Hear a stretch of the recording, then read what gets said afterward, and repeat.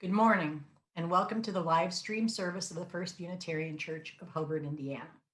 My name is Patricia Riley Chirilla. We are a religious community of people with diverse beliefs and shared values. Our diverse beliefs are expressed in our 6 sources, and our shared values are expressed in our 7 principles, both of which can be found online at uua.org. Together, we strive to grow spiritually, build community, and live our values in the world. We are currently in search for a full-time minister.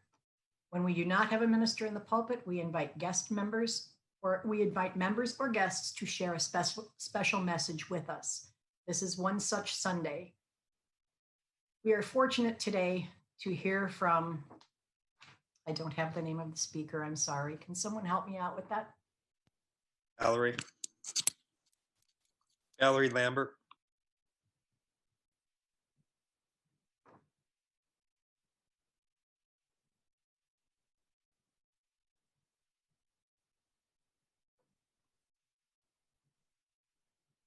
It's Valerie Lambert. Can you hear me? Oh, it is Valerie Lambert. I'm sorry.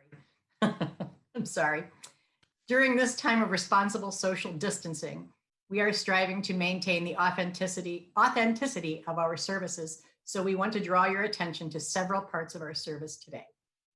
The bell you heard ringing was our actual church bell, which was recorded by Bob Allen. The chalice which you will see being lit today is our actual chalice, which has been made possible by James Johnson. The music you hear is recorded each week by our music director, Jeremy Jacobson. If you are willing and able, we invite you to leave your cameras on so that your fellow congregants can see you just as they would if you were physically present. There will be time in the service when you will all be unmuted briefly to say good morning to each other. We are currently streaming on Zoom, Facebook, and YouTube. Our service is recorded and will be made available for future viewing on Facebook, YouTube, and the church website. Now take a deep breath and join us in a spirit of reverence as we listen to our prelude.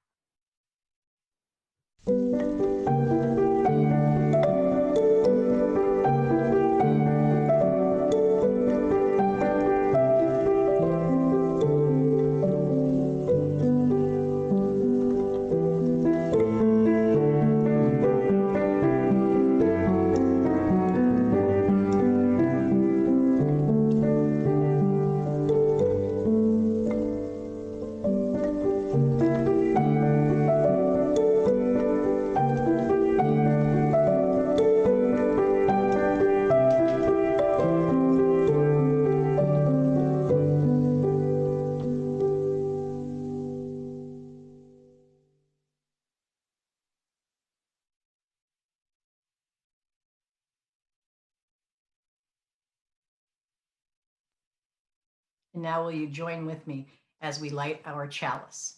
The words are printed on your screen. We gather this hour as people of faith, with joys and sorrows, gifts and needs. We light this beacon of hope, sign of our quest for truth and meaning in celebration of the life we share together.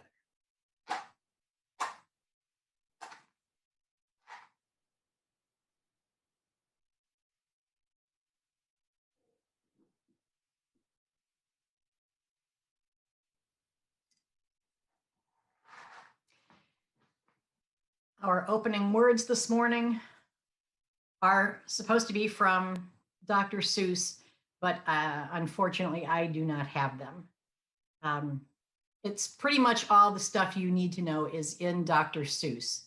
And that's as close as I can give you, I'm sorry. Technical difficulties this morning. For our opening hymn, if you have a hymnal, it is number 110. It is Come Children of Tomorrow, Come.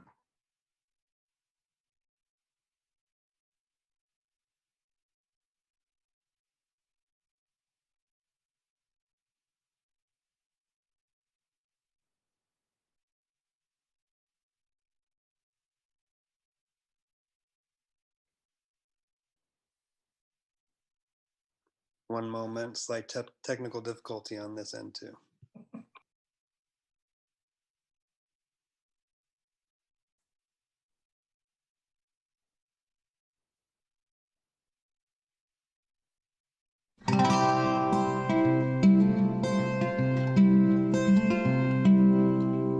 Come, children of tomorrow, come. New glory dawns upon the world. The warring banners must be furled. The earth become our common home. From plain and field and town there's sound the stirring rumors of the day. Old wrongs and burdens must make way for all to tread the common ground. Divided we have long withstood the love that is our common speech. The comrade cry of each to each is calling us to humanhood.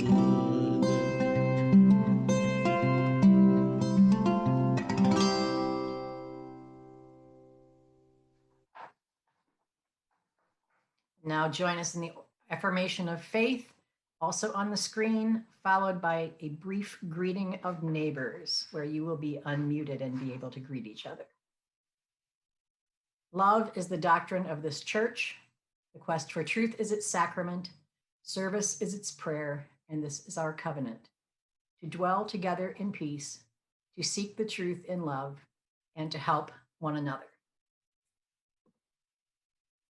And now you should all be unmuted and be able to say. Hello. Morning, everybody. Morning. Morning. Good to see everybody. Morning, Morning, everyone. Sounds like New Year's Eve.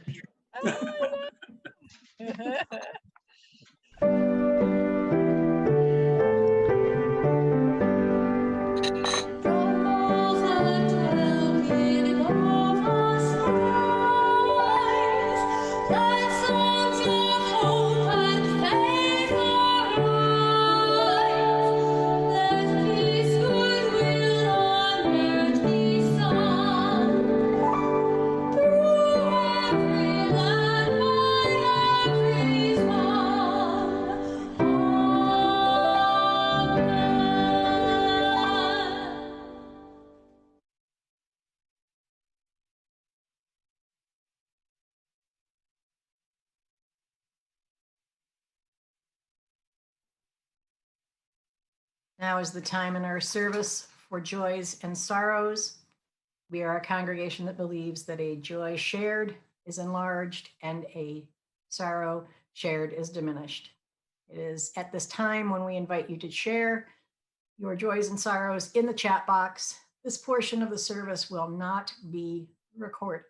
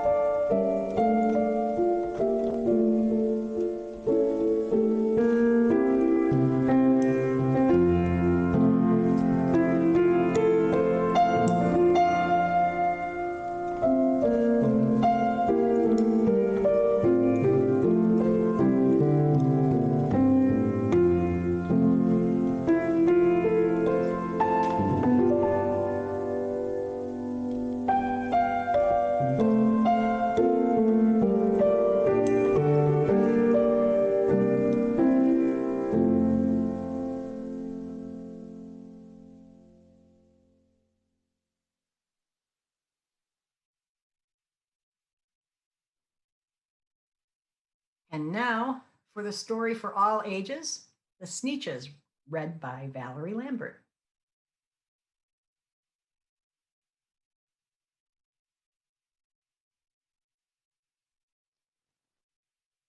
The Sneetches by Dr. Seuss. Now the star-belly Sneetches had bellies with stars. The plain-belly Sneetches had none upon theirs. Those stars weren't so big, they were really so small, you might think such a thing wouldn't matter at all. But because they had stars, all the star-belly Sneetches would brag, "We're the best kind of Sneetch on the beaches. With their snoots in the air, they would sniff and they'd snort. We'll have nothing to do with the plain-belly sort." And whenever they met some, when they were out walking, they'd hike right on past them without even talking. When the star-bellied children went out to play ball, could a plain belly get in the game? Not at all. You only could play if your bellies had stars, and the plain-bellied children had none upon theirs. When the star-belly Sneetches had Frankfurter roasts, or picnics, or parties, or marshmallow toasts, they never invited the plain-belly Sneetches.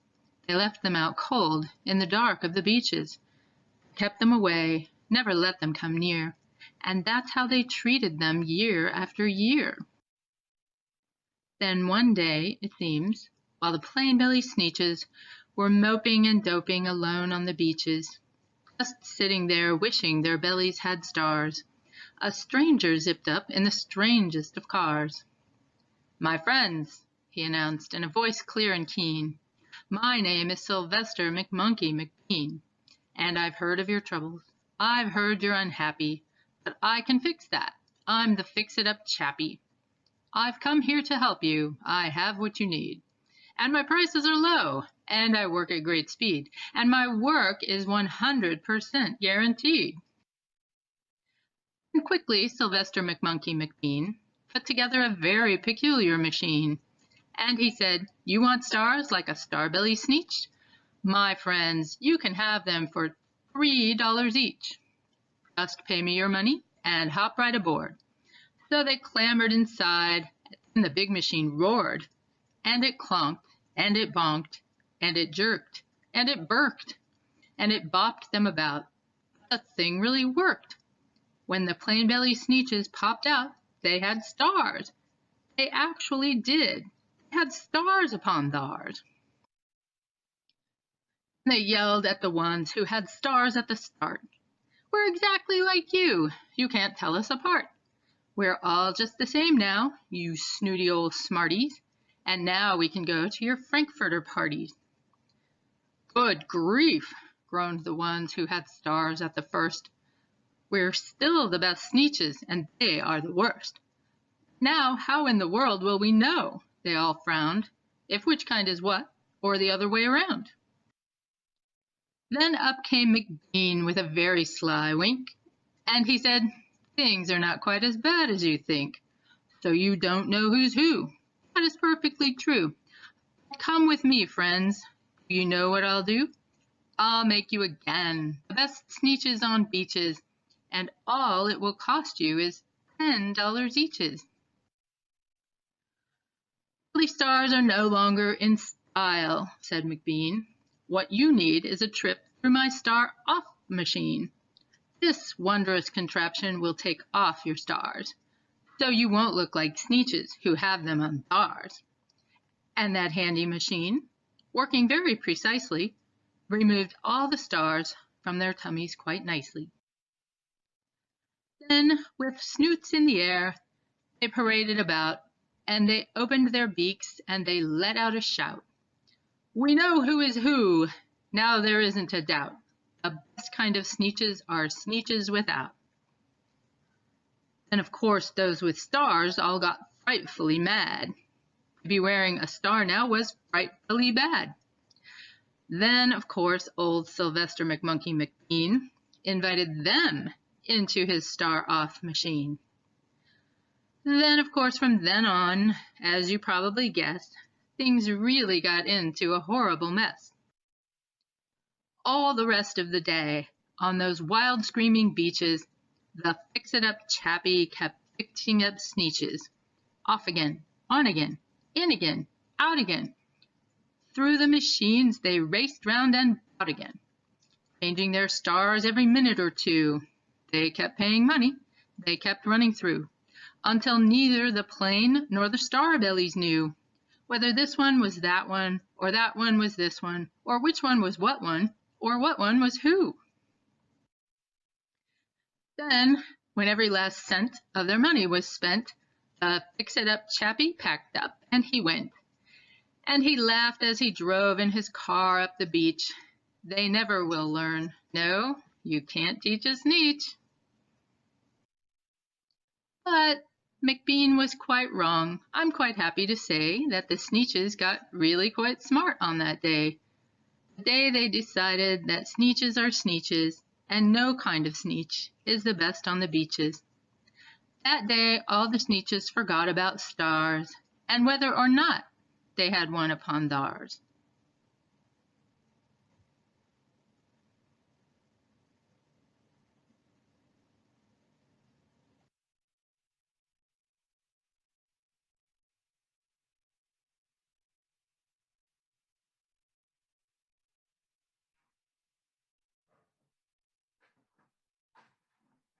And now for the sermon, Evolution of Revolutions, Lessons from Theodore Geisel.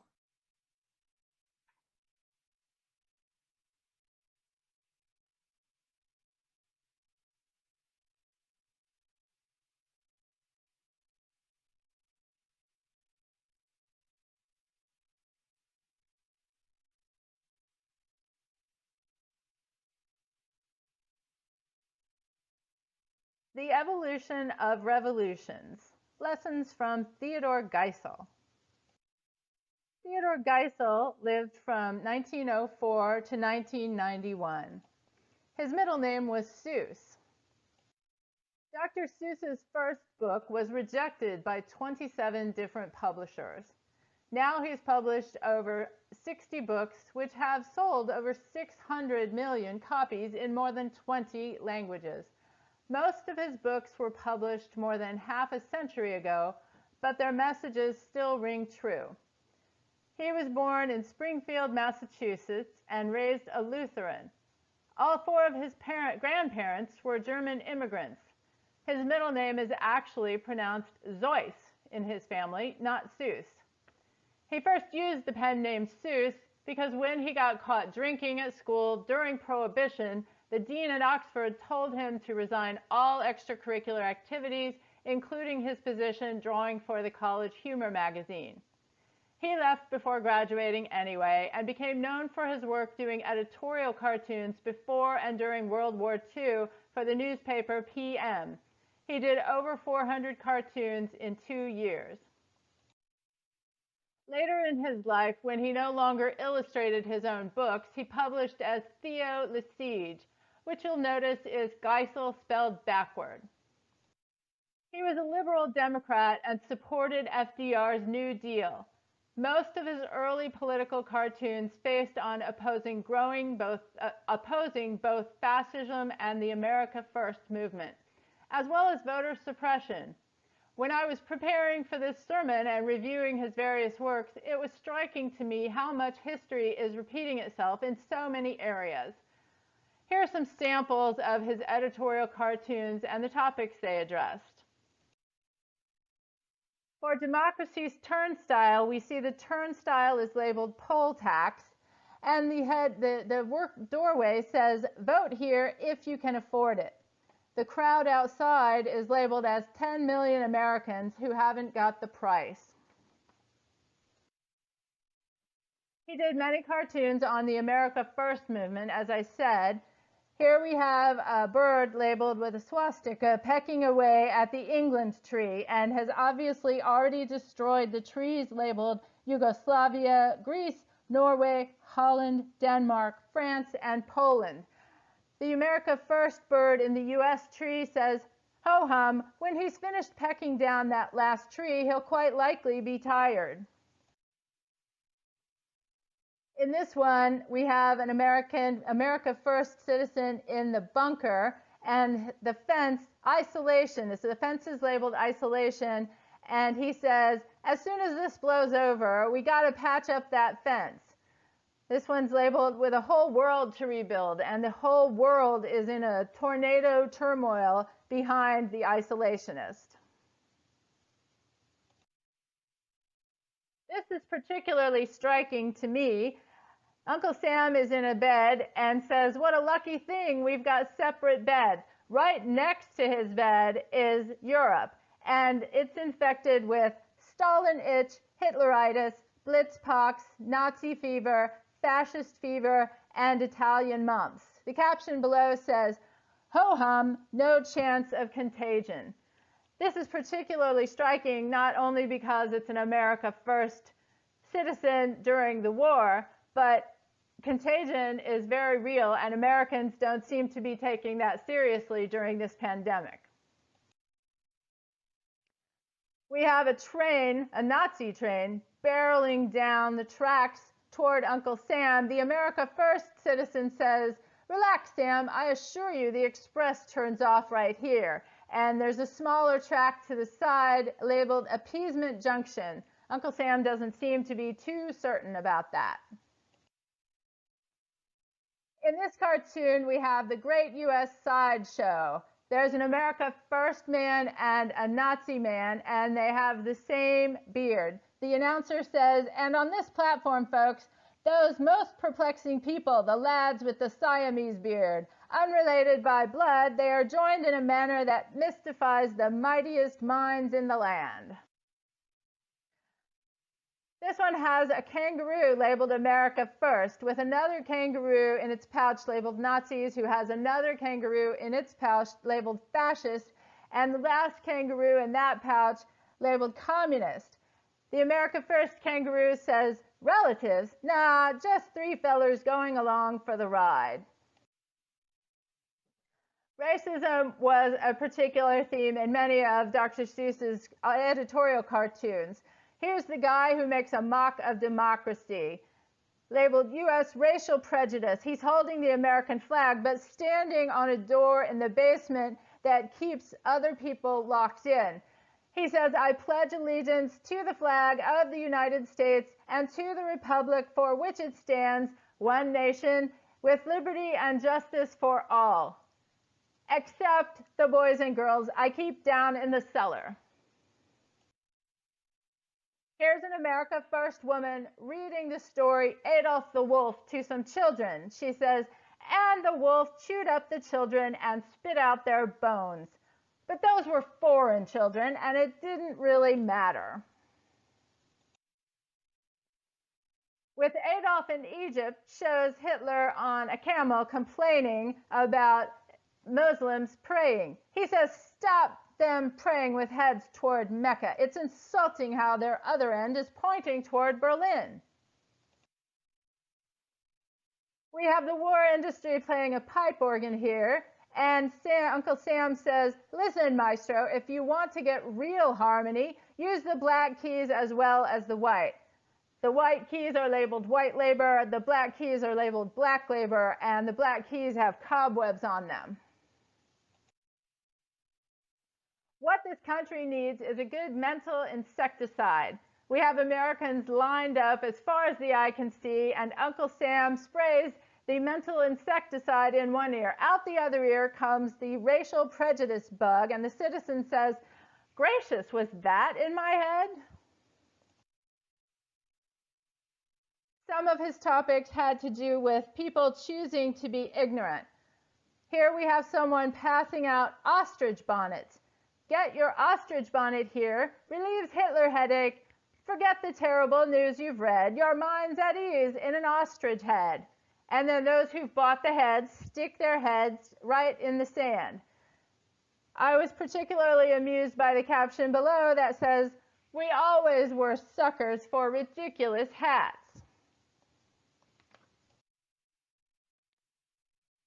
In this one, America's citizens are in bed under piles and piles of blankets. And it says, time to get up and face the new day. blowing in from the window are the grim, cold facts, and they decide it's better to stay in their warm, warm cot than get up and face those grim, cold facts. Although Dr. Seuss was against racism, this did not extend to the Japanese. He wrote many cartoons depicting the Japanese in a very negative light. Here we have a caricature of a Japanese soldier, and it says, "Wipe that sneer off his face. Buy war savings bonds and stamps." In this one, Hitler and a Japanese soldier are depicted as the heads on Mount Rushmore, labeled Liberators of America. It says, "Don't let them carve those faces on our mountains. Buy United States savings bonds and stamps." Dr. Seuss was in favor of U.S. Japanese internment camps during the war, but after the war he changed his mind. He wrote Horton Hears a Who as an allegory for the Hiroshima bombing and post-war occupation. He dedicated this book to a Japanese friend. The anti-choice movement first began to appropriate a line from this book, "A person's a person, no matter how small," as support for their beliefs about abortion in 1986. But Dr. Seuss demanded a retraction and got one. After the war, he focused solely on writing children's books. Although he was raised Lutheran, we can see each of the UU principles expressed in a variety of his books. Some books actually reflect more than one, but I've selected one book for each principle. Our first principle, the inherent worth and dignity of every person, can be seen in Horton Hears a Who. This was made into a TV special also, so you may know more of this story.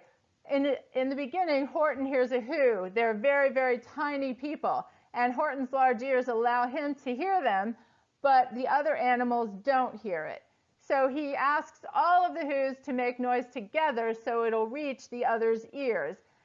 Eventually, they find one who is not making noise. He doesn't figure his voice matters. And once he does join in, then the other animals can hear them too, and they treat the who's with respect. A person's a person, no matter how small, so share a good deed that made you feel tall, is the main message of Horton Hears a Who.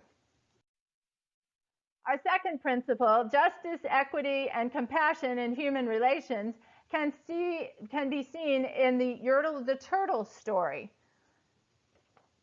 Dr. Seuss modeled Yertle the Turtle after Hitler.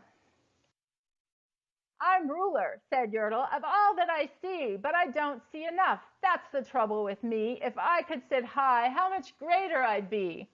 So he decides that the turtles nearby need to pile up and make him a throne so he can sit higher.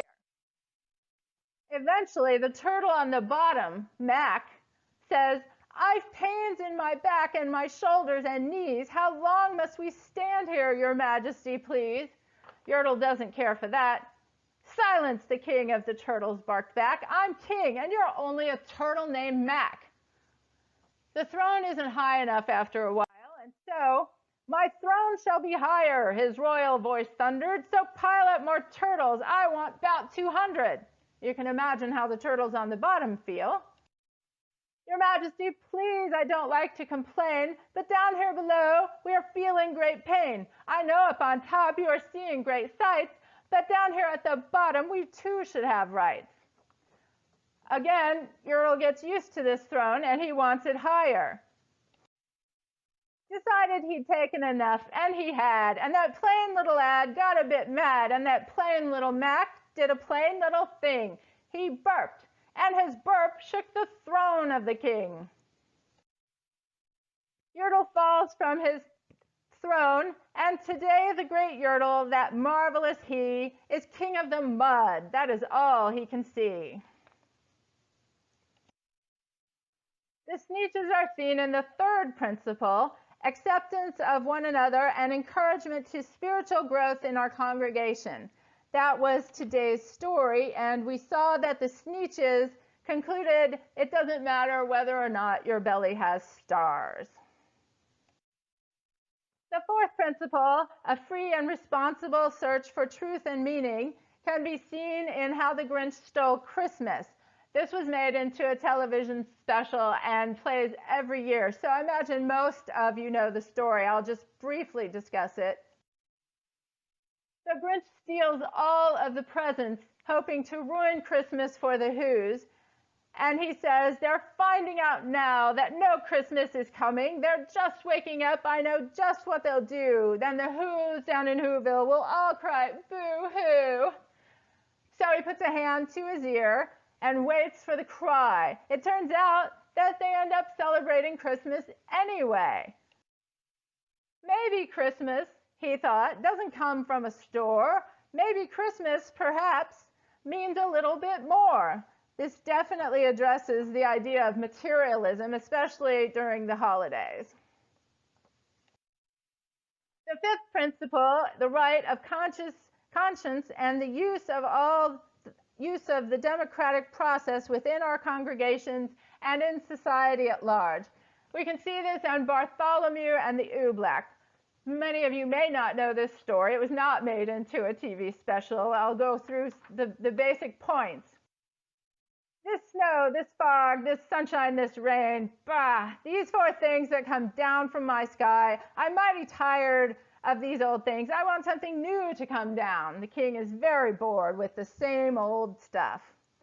He talks to his wizards and says he wants something new. They're to make something new fall down from the sky, and they work on it and come up with Oobleck to fall down from the sky. The next day, the king is thrilled to see something new coming down in his kingdom. Unfortunately, it comes down bigger and bigger, and it's so sticky you can't get it off. Bartholomew asks someone to play their horn to warn people to stay inside, but alas, it's in the horn too. And he sees the whole village is getting pummeled with sticky Oobleck. He goes to tell the king about the problem, and guess what? The king is stuck in Oobleck as well. So Bartholomew can hold his tongue no longer, and he gets mad at the king, tells him, this is your fault because you weren't satisfied with what we had, and now the entire kingdom is immobilized. The king gets upset. He cries and says, you're right. I wish I could get the wizards to come here and stop it, but they're stuck where they are, and I don't remember the magic words.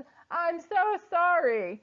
And it turns out that the magic words were, I'm sorry. And that took care of the Oobleck. It got smaller and melted away, and the king was finally satisfied with the plain old rain, snow, fog, etc. The sixth principle can be seen in the Butter Battle book. The goal of world community with peace, liberty, and justice for all. In case you don't know, in the Butter Battle book, the Ukes eat bread with the butter side up, and the Zooks eat bread with the butter side down, and so they are mortal enemies. Here we see a grandfather taking his grandson and explaining the history.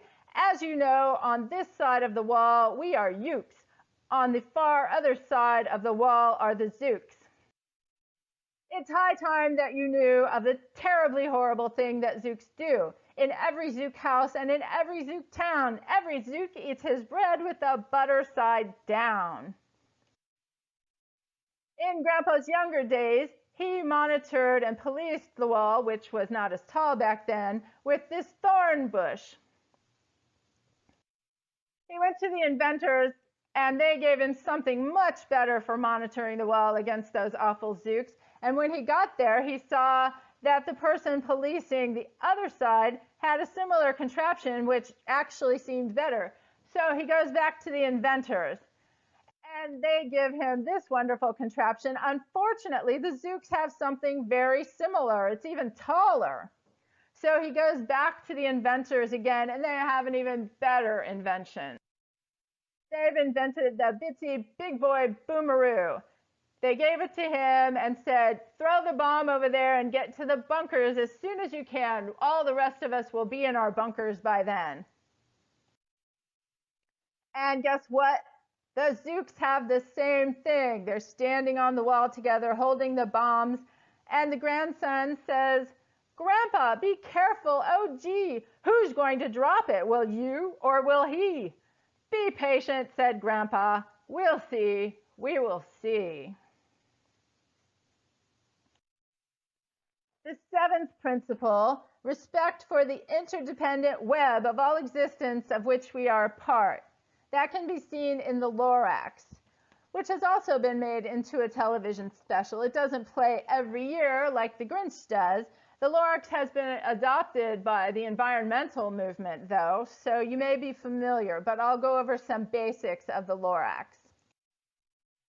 This young boy comes in the end part of town that is decimated of everything on the street of the lifted Lorax. Goes to the Onceler, who tells this tale.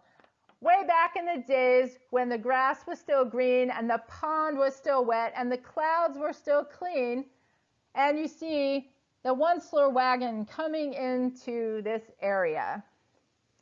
He decides that the truffula trees would be fabulous to make his sneeds. So he cuts down a tree.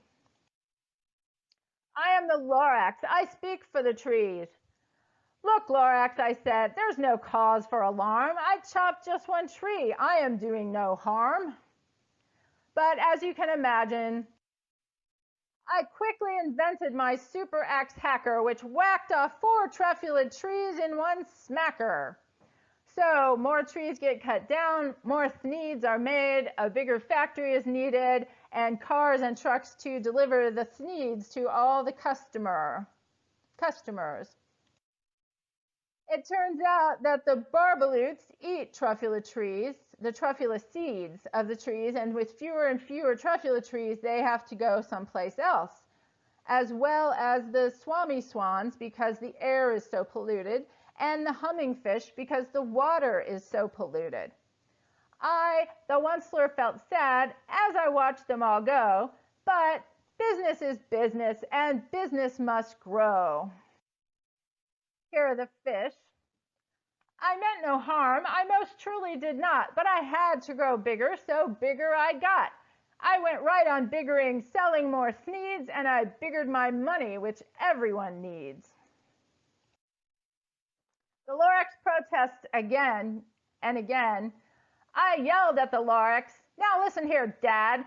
All you do is yap yap and say bad, bad, bad, bad. Well, I have my rights, sir, and I'm telling you I intend to go on doing just what I do." At that moment, they heard the whack of the last truffula tree being cut down. So with no more truffula trees, what do? All of the workers leave and the factory closes down. Only the Onceler lives there in that decimated land. And all that the Lorax left here in this mess was a small pile of rocks with the one word, "unless." As the Onceler's telling this story, he throws down the last bundle of seeds for the truffula trees and advises this young boy to plant more truffula trees and keep someone like him away from it so that they can grow more trees and have the barbaloots, the swami swans, and the humming fish live there. And he tells him, "Unless someone like you cares a whole awful lot, nothing is going to get better. It's not." So how do we retain and learn to live by these messages, both as adults and children? Dr. Seuss said adults are obsolete children. There are a variety of ways to speak out against injustice. Many of those are depicted in Dr. Seuss's works. When you witness it, step in yourself or report it. You can write a letter to the editor, write on your blog, and or share these messages on social media. Protesting injustices is important, either alone or with others. You can do a protest march. You can boycott companies that have bad practices and make sure to tell the company and other people why you are doing so. And on the other hand, you want to support the causes you do believe in with your time and or with your money. It's important to vote in both local and national elections and encourage others to vote, not just with your messaging, but maybe offer to give them a ride to the polls or show them how to vote by mail, which is more important these days.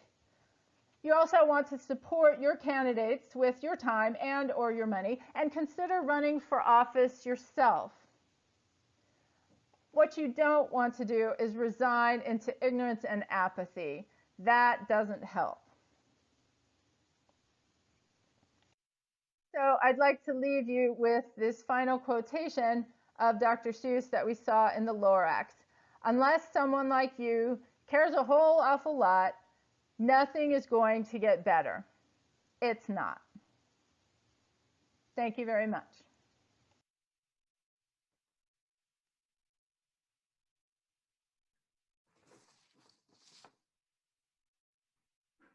Now is the time in our service for our offering. We give to remind ourselves how many gifts we have to offer. We give to remember that we are part of something bigger than ourselves. We give because we believe in music and sacred space. We give with the faith that together we have enough. The PayPal link is on the screen, but it is not clickable. A clickable link will be shared in the chat box.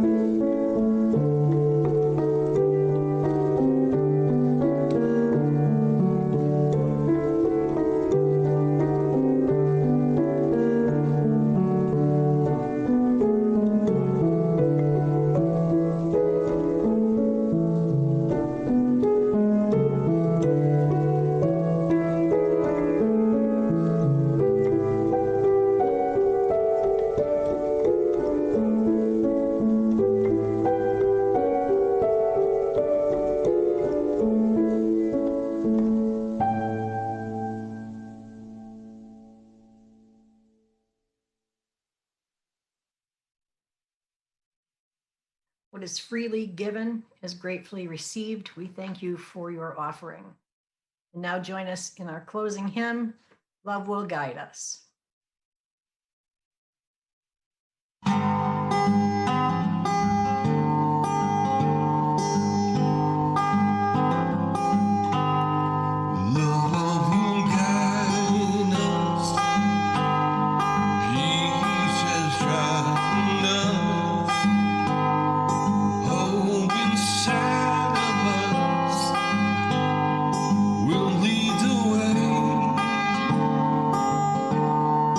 On the road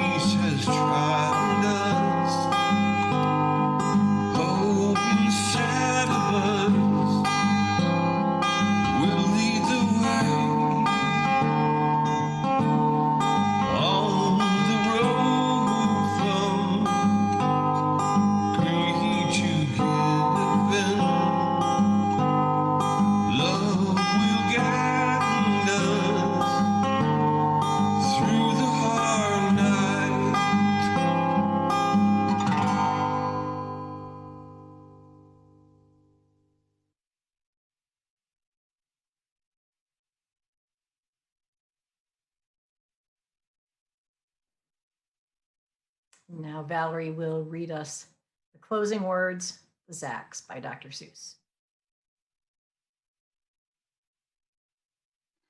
The Zacks by Dr. Seuss. One day, making tracks in the prairie of tracks, came a north-going Zacks and a south-going Zacks. And it happened that both of them came to a place where they bumped. There they stood, foot to foot, face to face. "Look here now," the north-going Zack said. "I say, you are blocking my path. You're right in my way. I'm a north-going Zacks, and I always go north. Get out of my way now, and let me go forth." "Who's in whose way?" snapped the south-going Zacks. "I always go south, making south-going tracks. You're in my way, and I ask you to move, and let me go south in my south-going groove." Then the north-going Zacks puffed his chest up with pride. "I never," he said, "take a step to one side, and I'll prove to you that I won't change my ways if I have to keep standing here 59 days.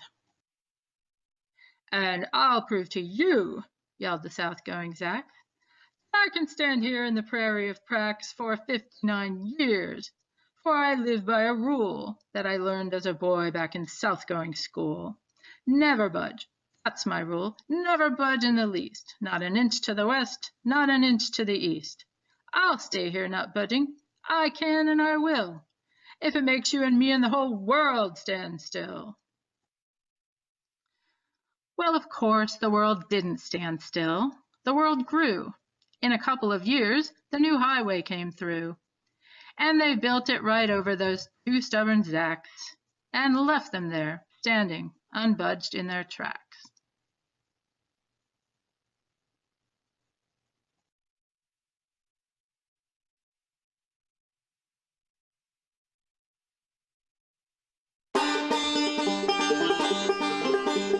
Fox, socks, box, knocks, knocks in box, box in socks, knocks on fox and socks in box, socks on knocks and knocks in box, box in socks on box on knocks, chicks with bricks come, chicks with blocks come, chicks with bricks and blocks and clocks come. Look sir, Mr. Knox, sir, let's do tricks with bricks and blocks, sir. Let's do tricks with chicks and clocks, sir. First I'll make a quick trick brick stack, then I'll make a quick trick block stack. You can make a quick trick chick stack, you can make a quick trick clock stack. Here's a new trick, Mr. Knox. Socks on chicks and chicks on fox, fox on clocks on bricks and blocks, books and blocks and knocks and box. Now we come to ticks and tocks, sir. Try to say this, Mr. Knox, sir. Clocks on fox tick, clocks on knocks top, six brick stick, six chick stock. Please, sir, I don't like this trick, sir. My tongue isn't quick or slick, sir. I get all these ticks and clocks, sir, mixed up with the chicks and talks, sir. I can't do it, Mr. Box, sir. But I'm so sorry, Mr. Knox, sir. Here's an easy game to play. Here's an easy thing to say. New socks, two socks, whose socks, Sue socks, who sews whose socks, Sue sews Sue socks. Who sees who sew whose new socks, sir? You see Sue sews Sue's new socks, sir. That's not easy, Mr. Fox, sir. Who comes? Crow comes. Slow Joe Crow comes. Who sews crow's clothes? Sue sews crow's clothes. Slow Joe Crow sews whose clothes? Sue's clothes. Sue sews socks, fox in socks now. Slow Joe sews knocks in box now. Sue sews rose on Slow Joe Crow's clothes. Fox sews nose on Slow Joe Crow's nose. Hose grows, rose grows, nose hose goes some, crows rose grows some. Mr. Fox, I hate this game, sir. This game makes my tongue quite lame, sir. Mr. Knox, sir, what what a shame, sir. We'll find something new to do now. Here's lots of new blue goo now. New goo, blue goo, gooey, gooey, blue goo, new goo, bluey, gluey, gooey goo for chewy chewing.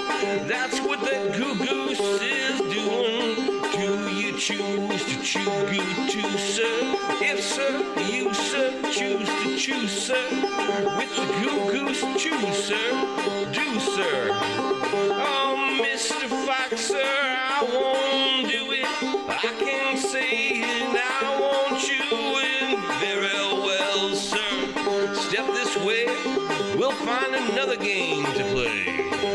Let's have a talk about Tweedle Beetles. What do you know about Tweedle Beetles? Well, when Tweedle Beetles fight, it's called a Tweedle Beetle battle. And when they battle in a puddle, it's a Tweedle Beetle puddle battle. And when Tweedle Beetles battle with paddles in a puddle, they call it a Tweedle Beetle puddle battle. And when beetles battle beetles in a puddle battle, and the beetle battle puddle is a puddle in a bottle, they call this a Tweedle Beetle bottle puddle battle muddle. And when beetles fight these battles in a bottle with their paddles in the bottles and a poodle and the poodles eat noodles, they call this a muddy puddle Tweedle poodle beetle noodle bottle paddle battle. And now wait just a minute, Mr. Sox Fox.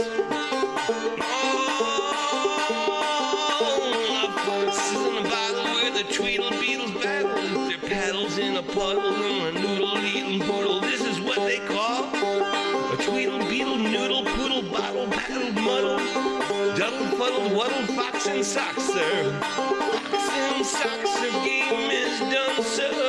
Thank you for a lot of fun, sir.